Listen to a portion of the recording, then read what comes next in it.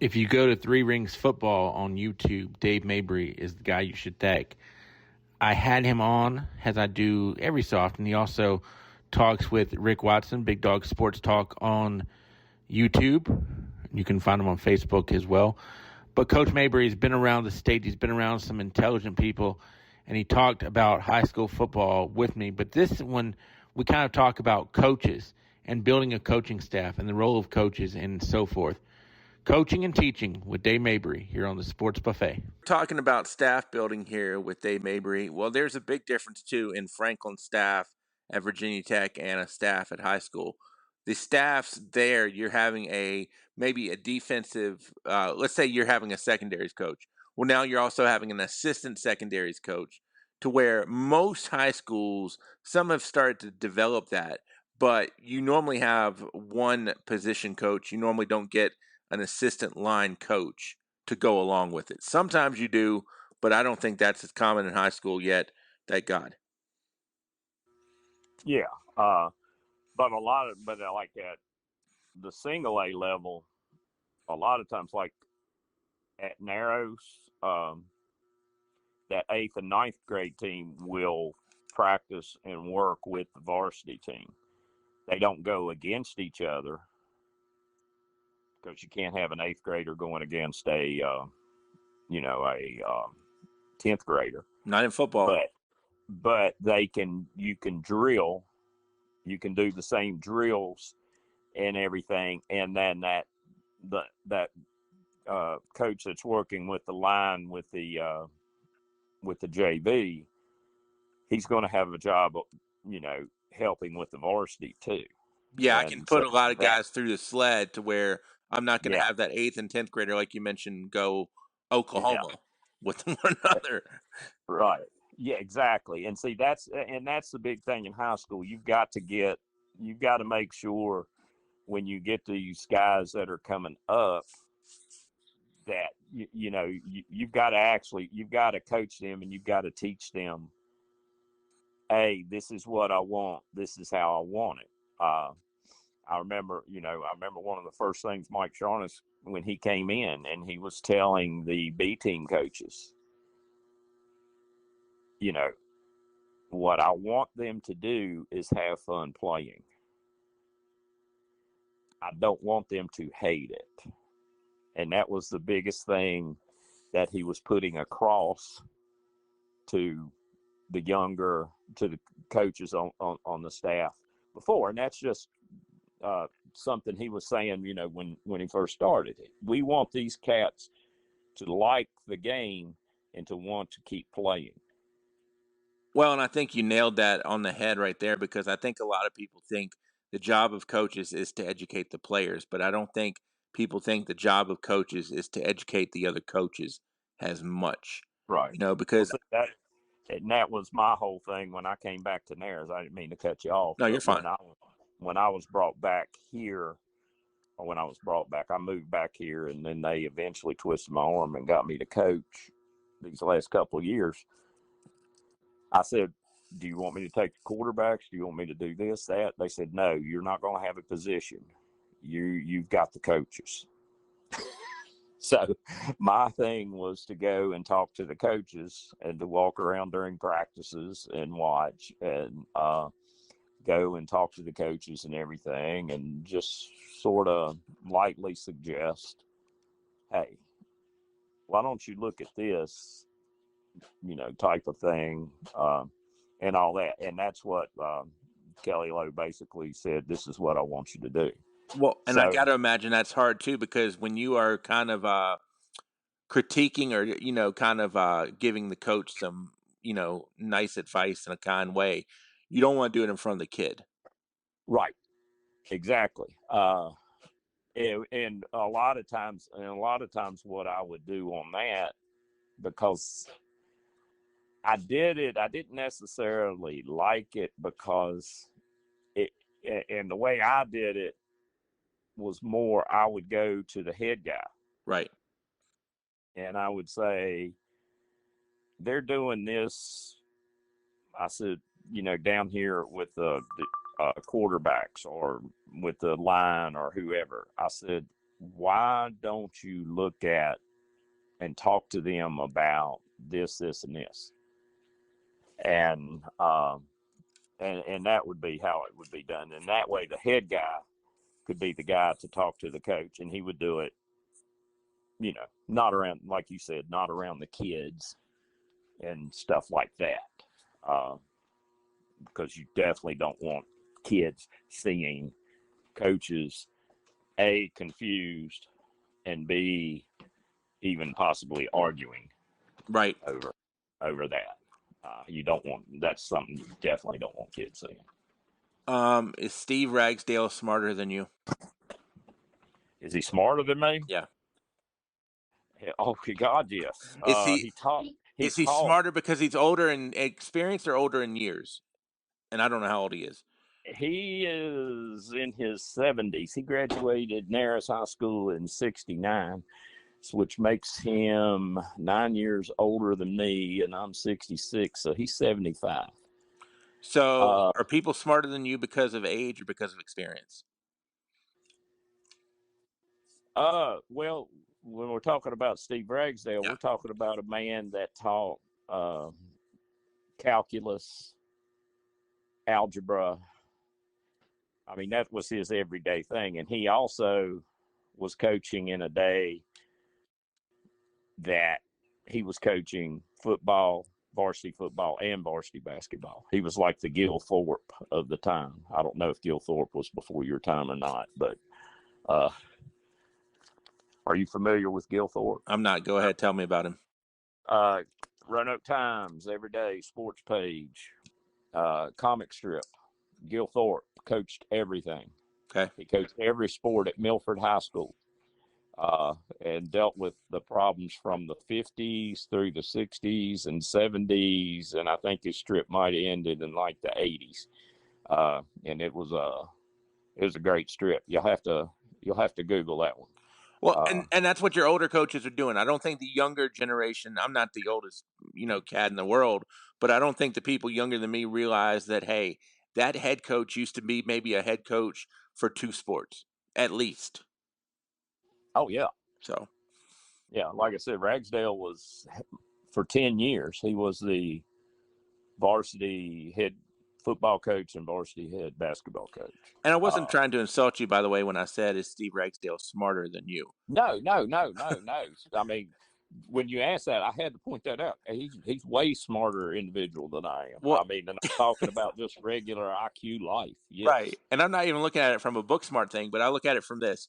If you were coaching with a Ragsdale or a Norm Lindenberg or any of these people, for instance, that are older than you but and have been coaching longer than you, can you still give them advice because, not maybe advice, but hey, have you ever thought about this? Granted, they've been doing it since the wheel was invented sometimes, but maybe you see something that they don't see. Did you ever feel comfortable or uncomfortable doing that with a veteran coach?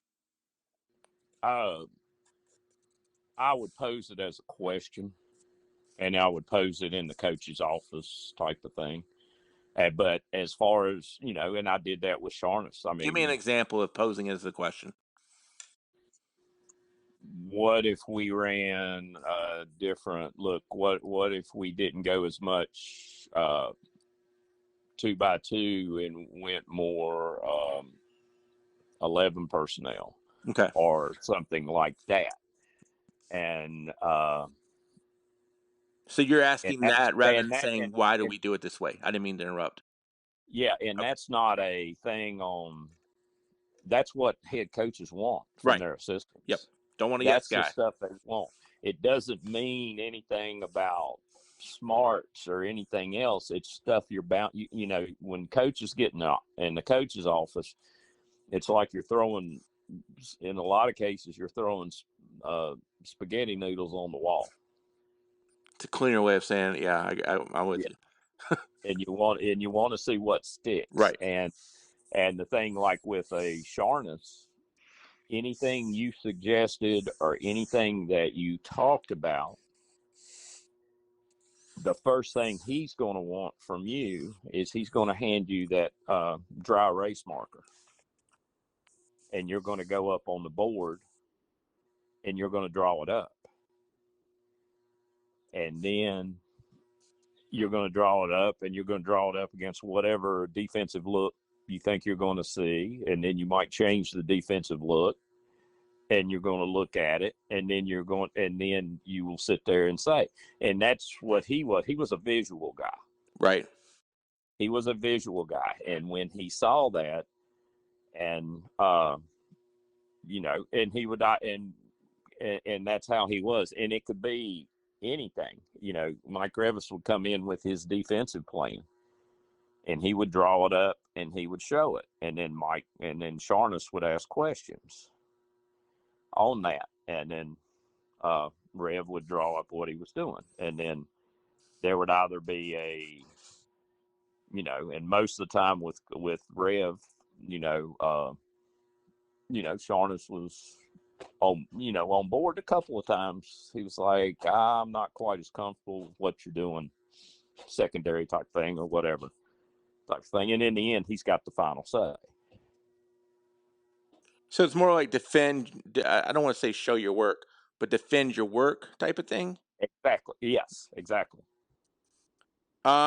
Exactly. It's just because you can't, you're sitting there and you're throwing stuff out verbally, but then you've got to be able to picture it in your head and run through it. Whereas you just go up and draw it on the board, and it's then it's right there. And then you see where if there's possible pitfalls to it or whatever. Sometimes I worry that people think coaching is easier than it really is. Am I wrong? Probably so. I mean, but it's like anything else. I mean, I think everything in life gets stereotyped. And I think coaches get that jock image in its games as opposed to real life. And, I hear it, I've heard it and everything. But like I said, I think a lot of professions get stereotyped into things. Yeah. Into things like that. So I think you're right about that. That's a good call. But I think that, I think a lot of people view, and I hate to do this, but I think some people view the coach as the person who would teach PE, roll the balls out, and blow a whistle from 3 to 6. And I think coaching is so much more than rolling balls out during the day as a teacher, blowing a whistle 3 to 6, and then because you even talked about it. You've got to get busted, you got to deal with parents, you got to deal with media. It's a lot more than, hey, I'm going to game plan, scheme, and if it works, great. If it doesn't, that's okay too. Yeah, and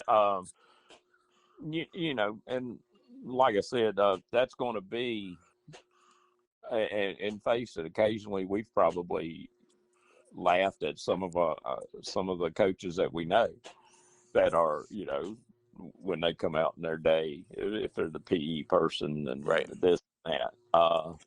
But by the same token, there's a lot more going on. As you've been around this for a long time. You know good and well with a lot of coaches. There's so many kids that have a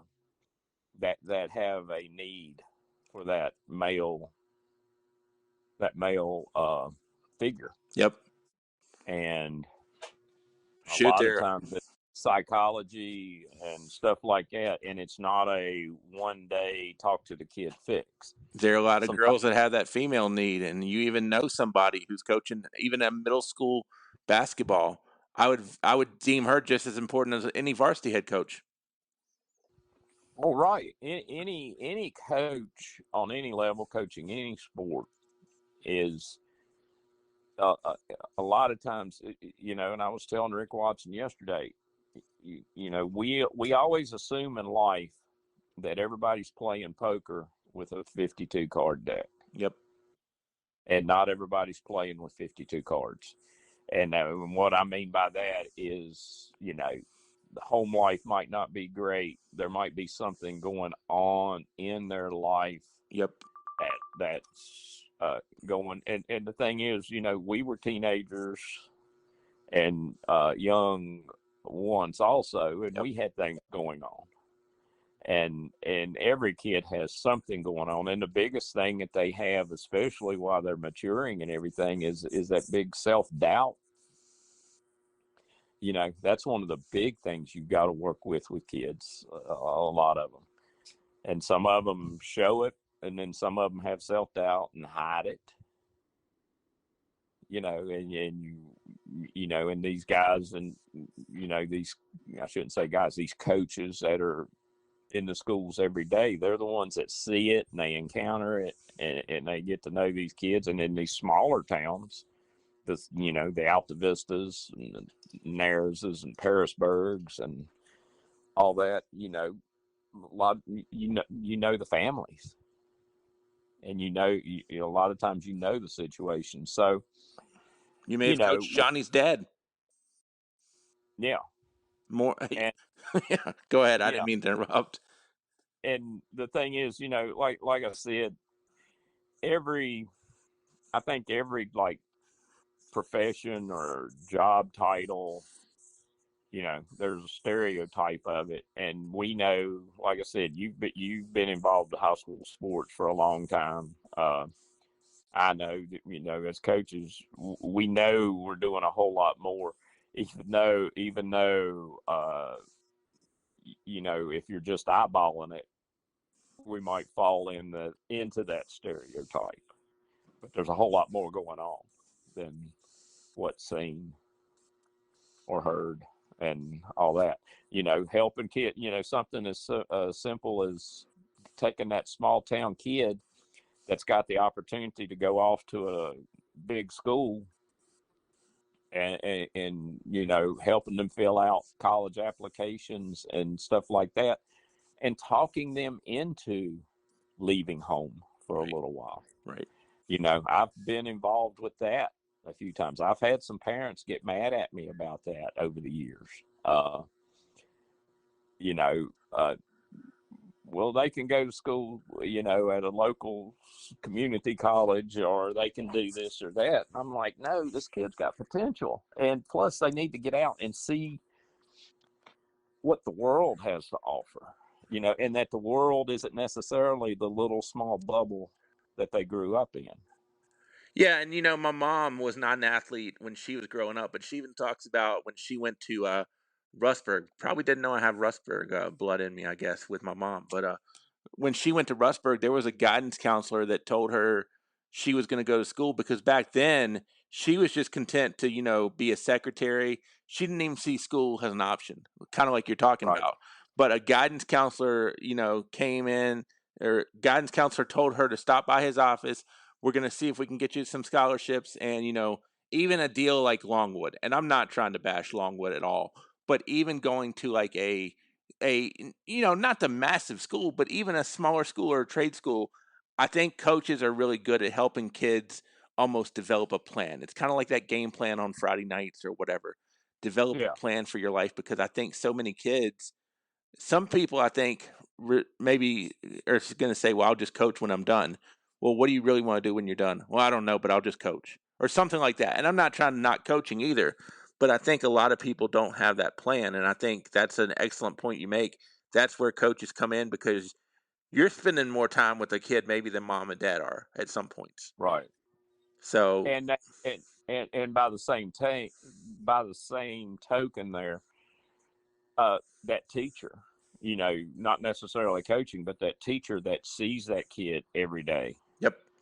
also, uh, it is the same type of thing.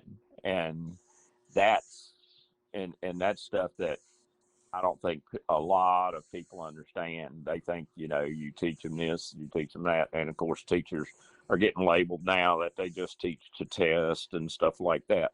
Well, they're doing what they're told to be done by the people that write their checks, If the and they're checks stop working. coming, you stop eating. Yeah. And they're working their rear ends off with a lot of stress trying to get that done. And, you know, so hats off to every classroom teacher.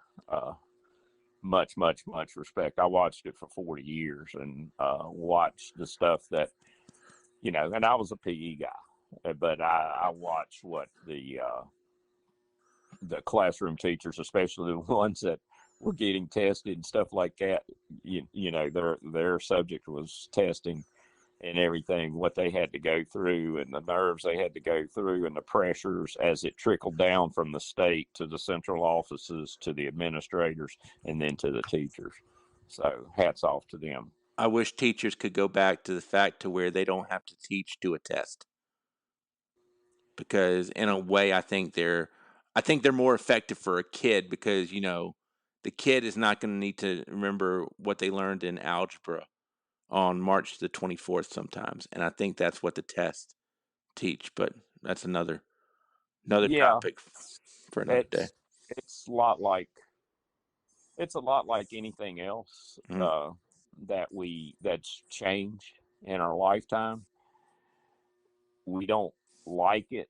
We don't necessarily, in some cases we don't understand it. In some cases we think it's absolutely poor. But the thing is, once those changes are made and everything, it's the old saying, you can't put the toothpaste back in the tube. So you better figure out how to adjust Have you ever tried? and keep sailing. To put toothpaste back in the Yeah, tube, it hadn't worked for me. uh, I don't think I've ever tried it, but I can look at it, and because some teacher taught me how to thoroughly think through application, Yep. I was able to look at that toothpaste, that extra toothpaste that I had on my toothbrush, and realize that I could not get that back into that crest tube.